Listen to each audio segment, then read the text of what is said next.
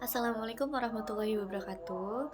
Sebelumnya izin memperkenalkan diri, perkenalkan nama saya Bella Stelstari dengan NIM 142. Saya salah satu mahasiswa pendidikan guru sekolah dasar di Universitas Muhammadiyah Pringsewu. Pada kesempatan kali ini, saya akan menyampaikan materi tentang konsep dasar media pembelajaran dengan mata kuliah media pembelajaran berbasis ICT. Nah, materi ini akan membahas tiga hal utama. Yang pertama itu ada pengertian media atau medium. Yang kedua itu ada pengertian belajar. Dan yang ketiga itu adalah pengertian pembelajaran. Nah, selain itu juga membahas komunikasi dalam pembelajaran dan gaya belajar siswa. Baik, langsung saja yang materi pertama itu tentang medium atau media. Jadi, media itu merupakan alat atau sarana yang digunakan untuk menyampaikan pesan, materi, atau informasi dari guru kepada siswa, sehingga proses belajar itu menjadi lebih mudah dipahami. Dengan adanya media pembelajaran, informasi ini tidak hanya disampaikan secara lisan, tetapi juga bisa menggunakan berbagai alat yang lebih menarik dan jelas. Nah, contohnya seperti apa sih? Jadi contohnya tuh seperti buku dan modul, video pembelajaran, PPT atau LCD, atau gambar peta dan grafik, atau aplikasi pembelajaran. Nah, media ini sangat membantu siswa agar materi ini lebih mudah dipahami dan proses belajar itu menjadi lebih menarik. Nah, yang kedua itu ada belajar.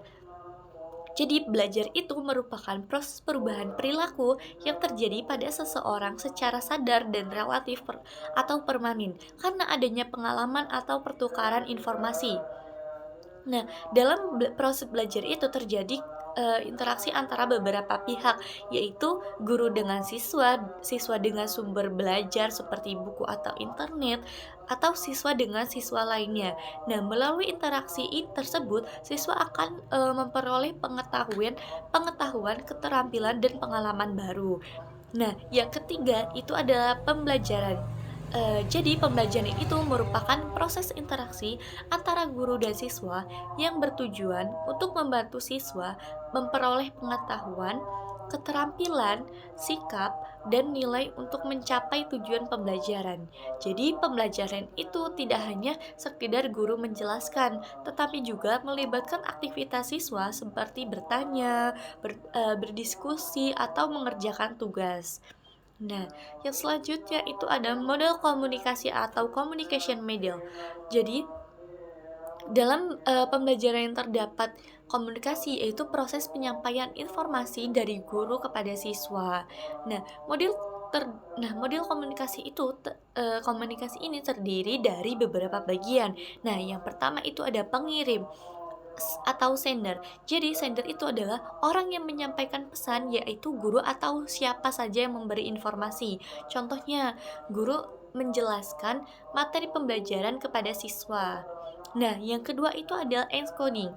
Encoding itu adalah proses pengubah ide atau informasi menjadi pesan yang dapat dipahami. Contohnya tuh seperti guru tuh menjelaskan materi menggunakan gambar, kata-kata atau video. Nah, yang ketiga itu ada receiver. Jadi receiver itu ada seperti penerima. Jadi orang yang menerima pesan dari siswa. Nah, yang keempat itu ada decoding, atau itu adalah proses memahami pesan yang diterima oleh siswa. Contohnya tuh seperti apa sih? Contohnya tuh seperti siswa itu menjelaskan penjelasan guru, lalu mencoba memahami materi tersebut. Nah, yang kelima itu adalah message atau pesan. Jadi, message itu adalah isi informasi yang disampaikan oleh guru kepada siswa. Contohnya tuh seperti materi pelajaran, instruksi tugas, atau penjelasan guru. Nah, yang keenam itu adalah channel atau saluran.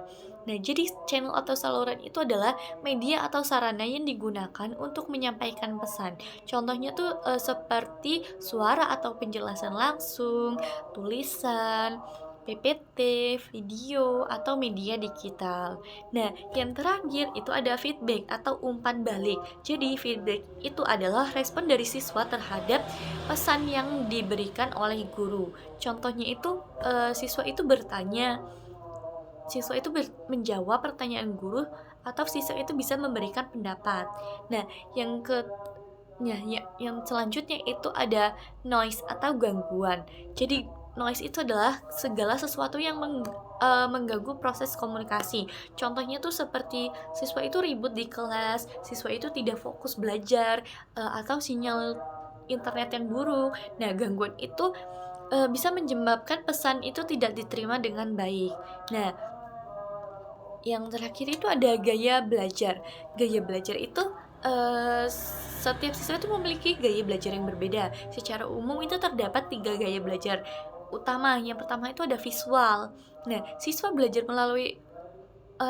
itu pasti belajar melalui melihat, contohnya melihat gambar, melihat warna, atau melihat diagram atau video. Nah, yang kedua itu ada siswa atau auditori, belajar melalui mendengar. Contohnya itu mendengar penjelasan guru, diskusi atau rekaman suara. Nah, yang ketiga itu ada kinestetik.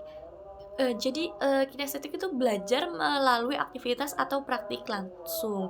Contohnya tuh seperti eksperimen, praktik, atau gerakan atau aktivitas fisik. Nah, jadi kesimpulannya, media pembelajaran itu sangat penting dalam proses belajar karena dapat membantu menyampaikan materi dengan jelas dan baik. Selain itu, dalam pembelajaran juga terdapat proses komunikasi antara guru dan siswa serta perbedaan gaya belajar pada setiap siswa yang perlu diperhatikan agar pembelajaran itu menjadi lebih efektif. Baik, itu saja yang mungkin bisa saya sampaikan tentang materi tersebut. Sekian penjelasan dari saya. Terima kasih atas perhatiannya. Wassalamualaikum warahmatullahi wabarakatuh.